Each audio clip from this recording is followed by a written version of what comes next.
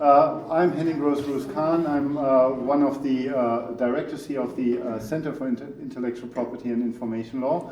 And I'm very happy to see so many of you, including the person who got IP probably started here at Cambridge, Bill Cornish, in the middle of us, who's honoring us with his presence. And well, just to say very few words about Mike and maybe the topic, and then Mike obviously will take over. So I understand from, I think we met the first time really properly today, but Mike has been working on this notion of commons and medical commons as he's presenting on today for quite a while. He has got a very interesting website. I did check that one out. He's got a nice 4-minute video on that website about sort of this idea of commons and in which context commons operate and what role IP has to play, if any, in the context of sort of producing knowledge and coming up with innovations in the context of people working together. Examples like Wikipedia and others, I think, are discussed there. So Mike is a professor at Pitt Law, at the law faculty at the University of Pittsburgh. He's been practicing, I understand, as an attorney for quite a while before that.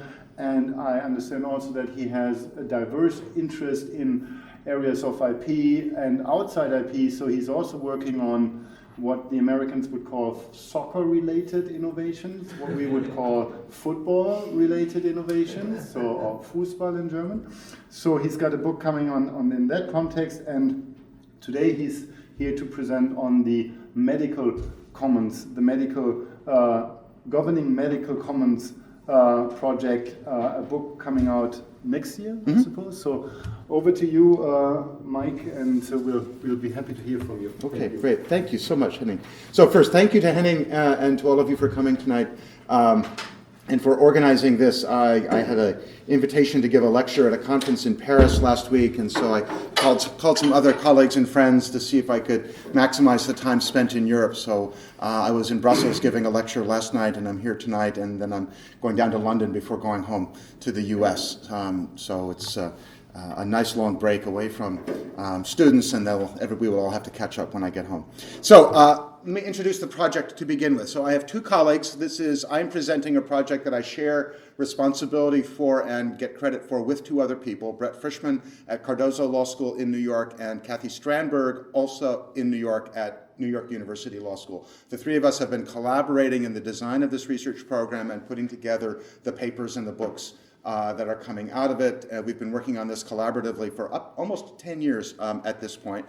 As Henning mentioned, we do have a website at knowledge-commons.net that does give a good overview of the history of the project, this little video that somebody put together for us, and then some access to some of the material about the papers and books that we've published so far.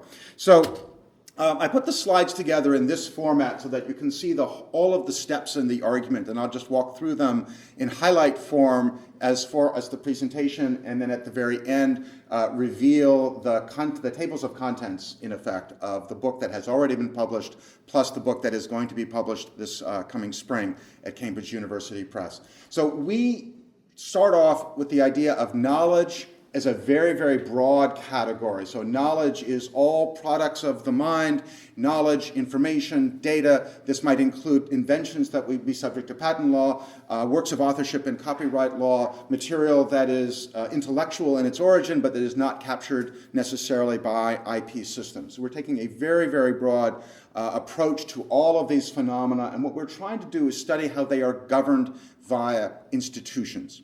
So this is really an institutional perspective on governance, and the question in part is, what role does law play in producing and otherwise managing the circulation of all this material?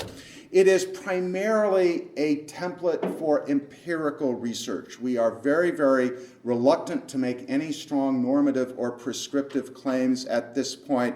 Mostly what I'm going to be describing is a way of thinking about how institutions possibly work in the world so that researchers, whether they are legal researchers or economics or sociologists or anthropologists or historians, may use a standard research framework to investigate knowledge-related institutions to generate data that then can be systematized and evaluated and analyzed in a comparative sense. So this is not exclusively legal research. It is really empirical research that is motivated by lawyers asking questions about the world, but that is intended to generate data that anyone can generate and then anyone can later on analyze.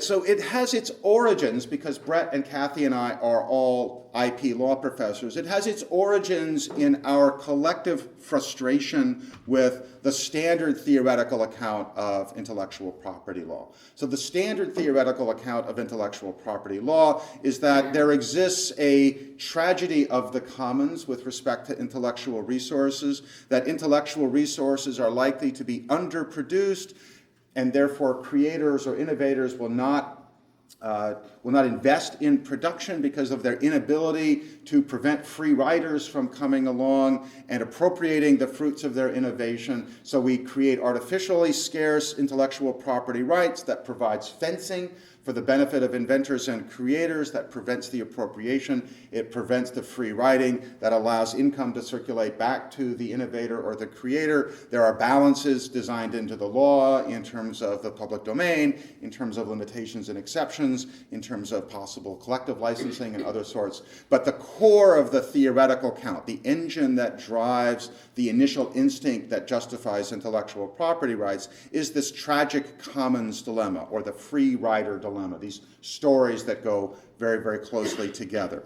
And as an empirical matter, as IP lawyers, we've been very frustrated by that, because from the beginning of our careers, we look at that story as a justification for intellectual property rights, and then we look at the world as it actually behaves, and for all kinds of reasons, many of which are likely familiar to you, the world does not actually behave as observed in the tragedy of the commons dilemma, for a variety of reasons. I don't want to spend the whole talk deconstructing the tragedy of the commons dilemma, but in the actual world of intellectual resources, resources are not fixed and static the way that they are portrayed in the tragic commons dilemma. In the actual real world, people are actually able to collaborate and coordinate their activity in order to manage production and consumption of resources in a way that is not described in the tragic commons dilemma. There are external influences and other variables that affect actual behavior in institutions that are not necessarily described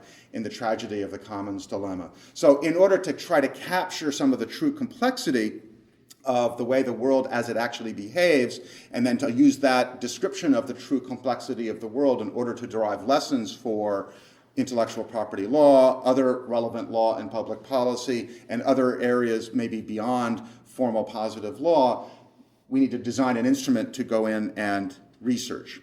Right? So the core of the research framework is the instinct that information resources and knowledge resources are not necessarily scarce. In not exactly their natural condition, but information resources are, we call them public goods. They are freely available, but I don't mean to use that phrase or to use the word public goods in a technical sense. What I simply mean to acknowledge is that information resources are abundant in the sense that there are lots of them and they are everywhere, and that the problems associated with them are as much problems of coordination and collection and management of information resources that are everywhere than trying to make sure that people do not overconsume resources that are presumptively scarce. There are scarce resources in the world. Abundant information resources often coexist with scarce resources of other sorts. Physical resources, material resources that are often necessary to the production or distribution or consumption of knowledge and information resources. Physical resources are often scarce. Human labor and human capital, the time and expertise that is often contributed to the creation of new innovation and new creativity, that is often a scarce resource.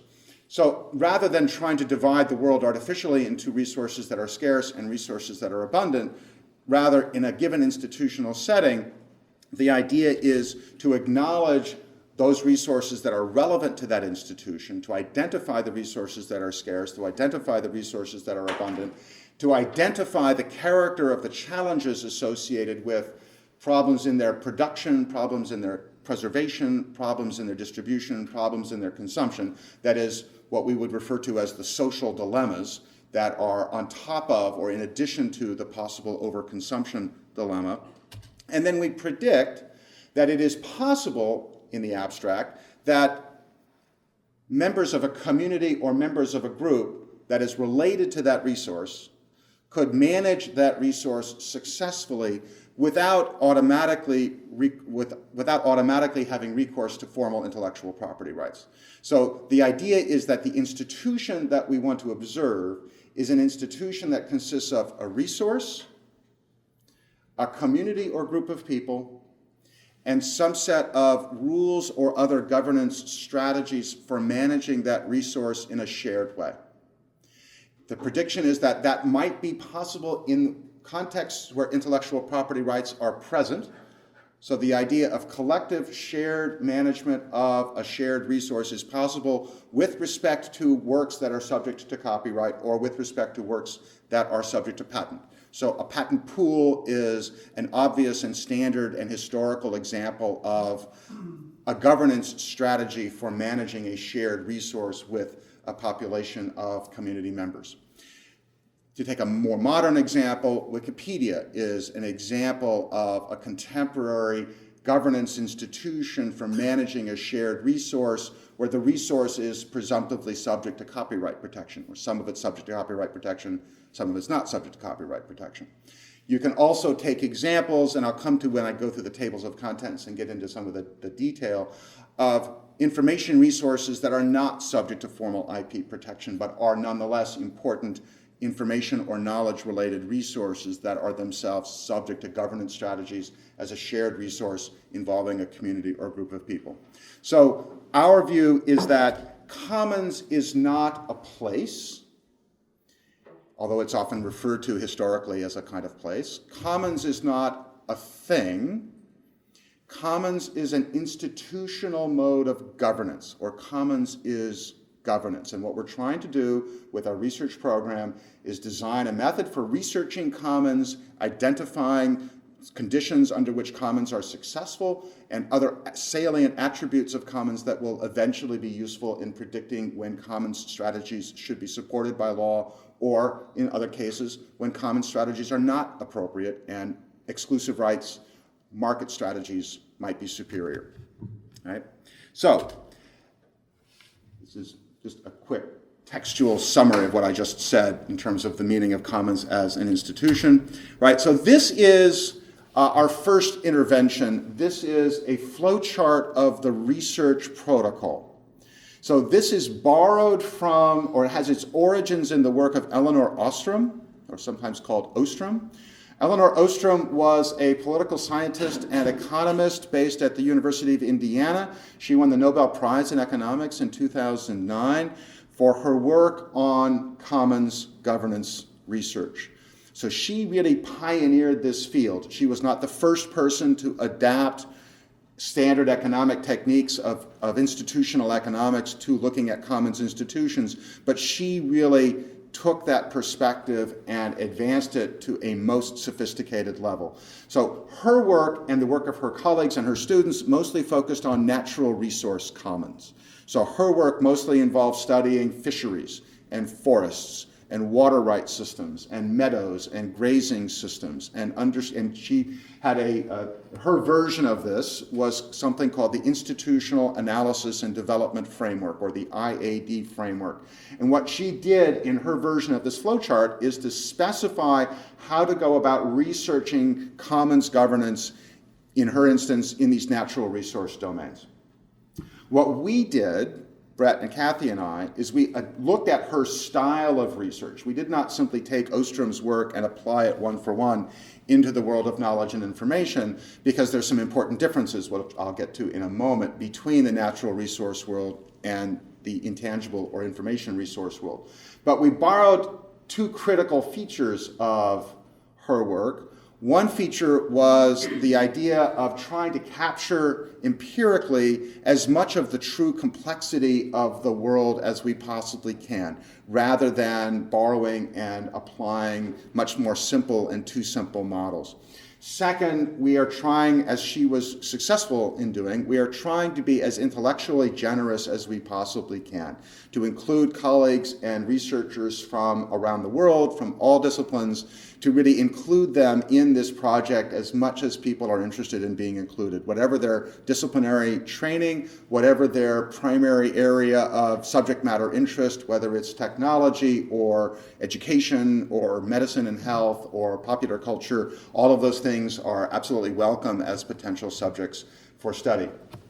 So this is our adaptation of Ostrom's IAD framework. We have a narrative discussion and description of what this means, both on our website and in each of the books that one that we've already produced and one that we are producing right now. On the left side, you start with examining the commons domain, the institution that you're studying. You examine the character of the resource. So what are its tangible attributes as well as what are its intangible attributes? Does it have intellectual property rights associated with it or not? And if so, what sorts of intellectual property rights and under what conditions? What kind of a group or community do you have? Do you have a small or a large group? Do you have a formal community or an informal community? Do you have smaller communities that are linked to larger communities? So how is that group defined? Who is on the inside, in a manner of speaking? Who is on the outside? So who are the people who are in charge of managing the resource, and then who is the audience or the other aspect of the world with respect to which the resource is being managed? And then the rules in use. So this category of investigation refers both to the formal rules of the group, which might be intellectual property rules, they might be contractual rules, they might be licensing and so forth, or they might be social norms, they might be implied rules, they might be historically derived rules as well as affirmatively agreed upon rules. So that's your baseline. Those are the pieces that you identify to begin with. Then over here in the action arena, you identify how these different components of the institution interact. How do the members of the Commons institution use the rules in use with respect to the resource? And here again, you may have multiple action situations. That is, you may have multiple different kinds of encounters that people within the community have with respect to one another regarding the resource. You also may have interactions between members of the group or the community and actors on the outside. So eventually, ideally, you identify patterns. So there's, in some respect, over time, some systematizing of the interaction. And then at the far right side, eventually you critique the patterns in the sense of normative frameworks. And the normative frameworks might be normative frameworks that we borrow from intellectual property law or borrow from questions of law and justice more generally, or we might borrow normative frameworks from other areas of information law and policy, or we might derive evaluative criteria with respect to conditions that are distinct to commons governance itself. In other words, there might be normative positives and normative negatives associated with this style of governance that are not simply applied and imported from default IP regimes or default regimes of law and justice. Then the last thing to observe about this visual is the lines that feed back. So this was something that's pretty critical in the knowledge and information resource area. Often the patterns of interaction within a knowledge institution actually ends up creating the resource itself. So in the knowledge commons domain, what's critically important, as we all know, is that knowledge and information are created cultural artifacts. So it's in part the people and the resources and the rules, as you put them into motion, what they're actually doing is not only impacting society, but they're also recreating or creating new knowledge and information resources by their very interaction. And that's in fact what could make the commons sustainable. So you are looking for these reciprocal patterns, not simply a linear payoff.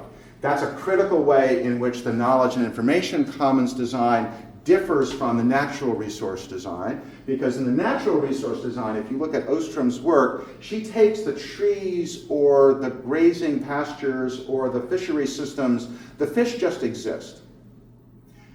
The fish have to come from somewhere, we know this, but the way she analyzed in the natural resource commons research, she takes, instead of resource characteristics, instead of assuming that resource characteristics might be modified or created by human actors, she treats this variable as biophysical characteristics. So these are fixed and given characteristics in the natural resource commons research. So our world is an iterative reciprocal world in a way where Ostrom's research world is a much more linear beginning to end kind of world. So I put that out there from the standpoint of identifying the research strategy, not as a way of explaining this is how commons work, but as a way of saying that's a pattern and a cycle that needs to be searched for and determine, does it exist? If it exists, how it works, is it beneficial, are there drawbacks, and so forth. Right? So we have one, this is the first book, one book that we have published. This was at Oxford University Press in late 2014. What we did is we said, how are we going to take this research program and get it started? We went to a colleague of ours in New York at Cardozo Law School, and she said, you should have a dinner party. That's what she said. And the reason, this was a brilliant insight, because writing up one of these case studies of a commons institution as a journal article is very difficult to get that published in law. But if we could package these case studies as a book and then persuade an academic publisher of distinction to publish it as a book, that might be a really worthwhile output and would get attention and encourage more books and more colleagues to participate. So we had a dinner party. We invited a bunch of our colleagues who were interested in shared governance, collective rights, patent pools and things, said, come to this conference, bring some of your current research that has an empirical character to it, and if you write up your case study using our framework, then it can be a chapter in our book. So what this is, Governing Knowledge Commons, is 11 case studies plus three chapters of theory and concept. So Yochai Benkler contributed a chapter that contrasts our commons research style to the Larry Lessig open commons ideology that is otherwise relatively well known in IP. Dan Cole, who is a former student of Elinor Ostrom's and is a faculty member at the University of Indiana, wrote a theoretical chapter that puts our work in context relative to Elinor Ostrom's history and work. And then our research framework is the initial chapter to the entire book as a template. But the rest of these are all case studies of knowledge commons in a very, very broad and diverse set of contexts. So some of these are historical. So one chapter talks about the research that led to the development of powered flight, which was mostly undertaken in France before the story of inventing the airplane moved to the Wright brothers in the US. There's also a case study about invention practices among members of the Canadian military in World War II. There's a lot of informal invention going on the battlefield, and the Canadian Army figured out how to capture that in a systematic way to the advantage of the rest of the service. There's a chapter contributed by Tina Piper, who's at McGill University, Tina was the Canadian military chapter. A woman named Laura Murray, who was an English culture studies and English literature scholar at Queen's in Canada, she wrote a paper about 19th century journalism and newspaper reporting and editing and publishing, and the exchange practices that existed. It was very common in the 19th century. So there's a lot of really interesting historical material. There is some scientific material in here. I wrote a paper, a chapter about something called Galaxy Zoo, which is a very large-scale citizen science project that came out of the work of a couple of astrophysicists at Oxford University and ended up engaging hundreds of thousands of citizen volunteers around the world and ended up being part of school curriculum, and some of the volunteers ended up getting PhDs, but it's this very massive information-sharing mechanism around astrophysics data. Brett and Kathy participated in 2 different case studies involving medical research in the US, research projects that were funded in part by the U.S. National Institutes of Health on rare disease research. So the problem with rare disease research is often that because the disease is rare, it affects relatively few people, therefore the expected income or the expected profit from a therapy is too small to justify the kind of research that's necessary to identify the therapy. So you have a classic social dilemma there. So what has happened is that the NIH has helped coordinate networks of researchers to share their results with respect to certain rare diseases. And these are very elaborate coordination mechanisms involving researchers, patients, patient families, the bureaucrats in the funding agencies and so forth. This is an exploding area of research. We have case studies involving online content. So a case study involving Flickr, a case study involving open source software, and then popular culture. So one of the more entertaining chapters in the book is a chapter involving something called roller derby. And I don't know if any of you know, well, Jeff, you would know what roller derby is. The Americans know what roller derby is. It's a hipster sport involving roller skating and skating around in a track and hitting people and then drinking. And what's interesting about it is that there is a very well-defined, informal community culture around all aspects. This is not a professional sport. This is an amateur sport. But there are people who put, and particularly women, it's very much a sport by and for women, who put an enormous amount of time and effort into making these successful ventures. So Austin, Texas is well known as a home for roller derby. Los Angeles, California is a big home for roller derby. My former secretary at my law school was a member of a roller derby team in Pittsburgh. But the key here for our purposes is that it's not just putting on the roller skates and going around this thing. It's very much like rare disease research, and it's like journalists in the 19th century and the Canadian military capturing battlefield inventions,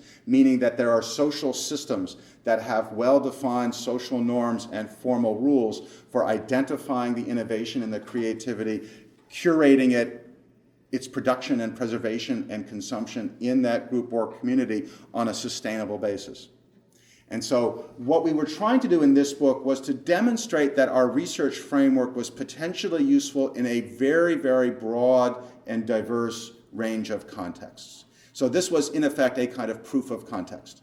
We did not select the research subjects. The research subjects were selected by the people who volunteered to participate in our work. So I cannot claim that this is representative. All I can say is that this is a very, very interesting collection of empirical data, qualitative data, that goes to the idea that commons governance is an established governance mode that coexists with exclusive rights in markets, has coexisted for many, many decades and generations in a variety of ways, but we are still learning some things about how it works. Right, so the second book, this gets close to the end, right, the second book is Governing Medical Knowledge Commons. So I was literally collecting the manuscript chapters this morning and handing them off to the publisher. So we are now at Cambridge University Press. Yay. The reason being that the acquisitions editor who acquired the book at Oxford later moved to Cambridge, and he loves our work, and so he actually invited us to submit a proposal for 5 books. So we now have a contract at Cambridge where we can either produce 5 books of our own, or we can be editors on submissions in the Knowledge Commons area. So if any of you know people or would like to be part of a Knowledge Commons project, we have the opportunity to talk. What we decided to do for the second book is to be deeply invested in one field in particular, rather than be broad. So because Brett and Kathy had done this work on rare disease research, they really wanted to study more of these rare disease research networks. So they really wanted to do something in the medical science, health science area. So this is what we've done. We have 15 case studies. As with the first book, some of these are by law professors, legal scholars. Some of them are by historians of science. Some of them are by economists. Some of them are by patient advocates. Some of them come out of the bioethics and public health area. So this is not at all limited to just legal scholarship. Several of them talk about different aspects of genomics and genomics research. That's an obvious example for application of shared knowledge governance.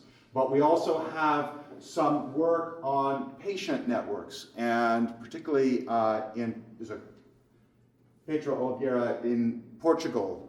So some of this connects with work that's done at MIT on user innovation. So the idea is that patients are out there innovating on their own behalf and sharing information about treatments and therapies on their own behalf, and then negotiating with the professional medical community about how to validate and document the information that they've generated.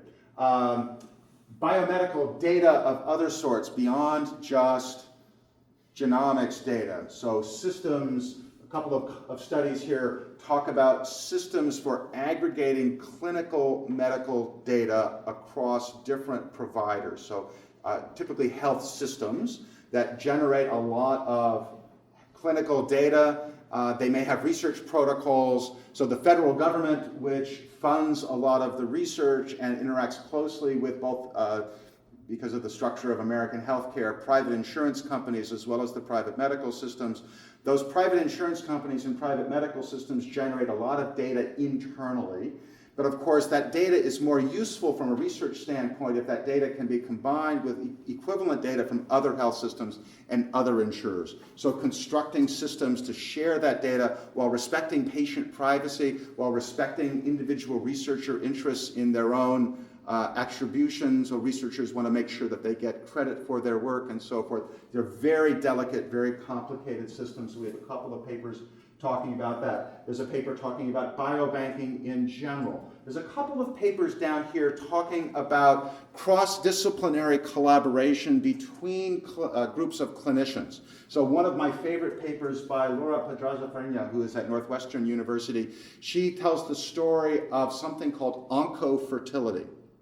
So this is a collaboration between oncologists who are treating women, patients primarily, women of reproductive age, and physicians who specialize in fertility questions. And so the background, of course, is that the oncologist treating the women would typically, even with successful treatment, would typically tell the women, well, you're never going to be able to have children. You can always adopt. This was a completely unsatisfactory answer. So the oncologists had never talked to their colleagues on the other side of the medical world, and so with some innovative entrepreneurial physicians and some resources supplied from the outside, they built a bridge and a new collaborative to share therapeutic information so that they're designing therapies so that these cancer survivors can later go on to have children. BioBricks research, Andrew Torrance has a chapter about that, and then two more of these rare disease clinical research networks. So within the health sciences, medical science domain, there's a fair amount of diversity, but it is all focused on medicine and health. These are all relatively contemporary. There's no historical examples in this collection. Right? So just to wrap up, let me sort of highlight the things that we think that we've learned so far between book number 1 and book number 2. We do not draw strong conclusions. We draw some preliminary conclusions more as guidance for further research to see if our hypothesis, our working hypothesis, seem to be on the right path. Right. Number 1, the idea that the tragedy of the commons is incomplete and too simple as a description of the problems that we all face in producing and preserving and distributing and consuming knowledge, that turns out to be, in our judgment, accurate. There are many, many different kinds of dilemmas out there involving how people collaborate or potentially could collaborate and coordinate to solve problems relating to knowledge and information. Small-scale social systems coexist in larger-scale environments. Small-scale social systems may exist in ecologies of social systems. These are not isolated, unique social systems. They're often overlapping and intersecting governance systems.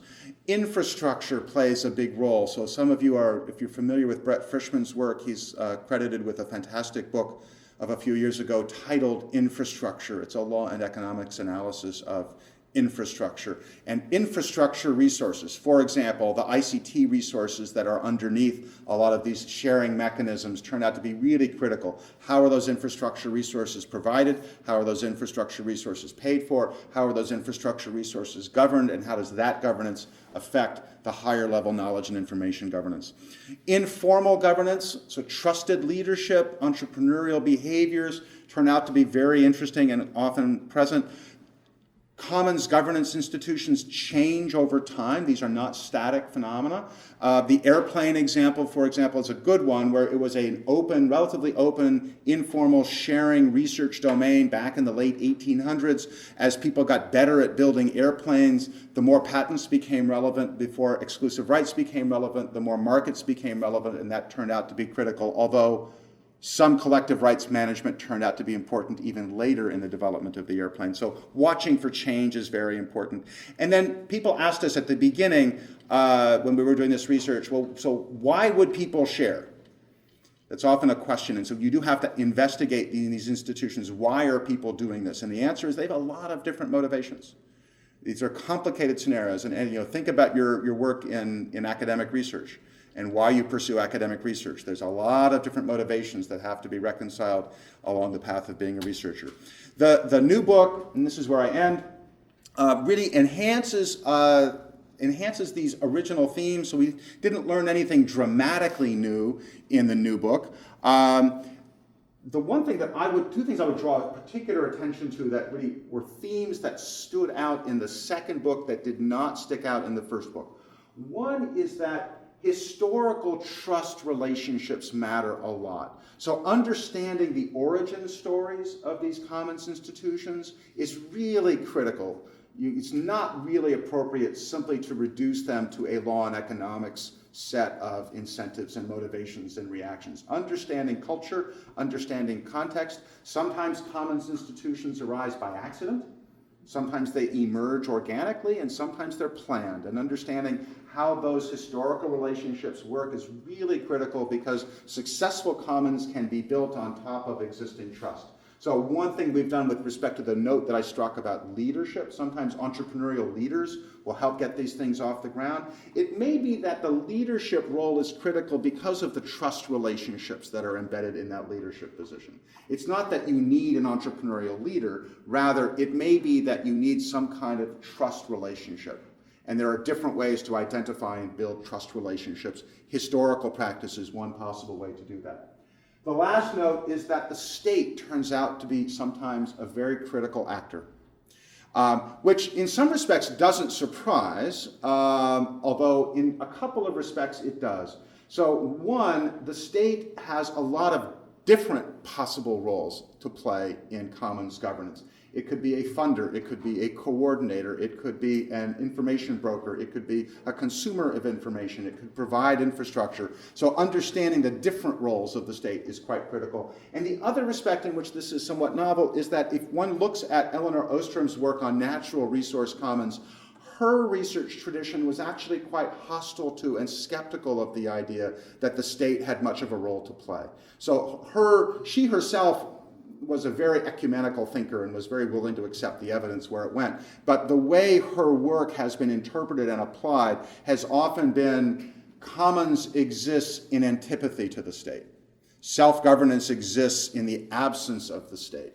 And that, in our world, is just not an appropriate way to frame this equation. It limits the research because it introduces a note of ideology in a place that it's not really appropriate. But what you see in terms of the empirical investigation is the state is not always present, but the state is clearly a potentially relevant actor. So the last slide is simply just notes on what's happening next. I was in Paris last week at the third thematic conference on knowledge commons organized by the International Association for the Study of Commons.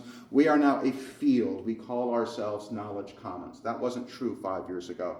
Brett and Kathy and I are part of this slowly emerging collection of IP researchers, but researchers in other fields as well. Environmental scientists and political scientists and economists have gotten interested in knowledge and information beyond their natural resource origin. We do have more books to come. We're talking about books relating to commons in entrepreneurship, commons in higher education, commons in ICT, commons in agriculture. I was approached the other day by somebody who was very interested in a book on commons in agriculture. We need to do all kinds of building our own research commons for ourselves, collecting these data, these case studies, archiving them, developing systems for analyzing them, coding them, sharing them, and so forth. So continuing to iterate in Word as well as indeed the character of the shared research management that we are researching. So I'll end with that, and hopefully you have some questions or two. Thank you very much.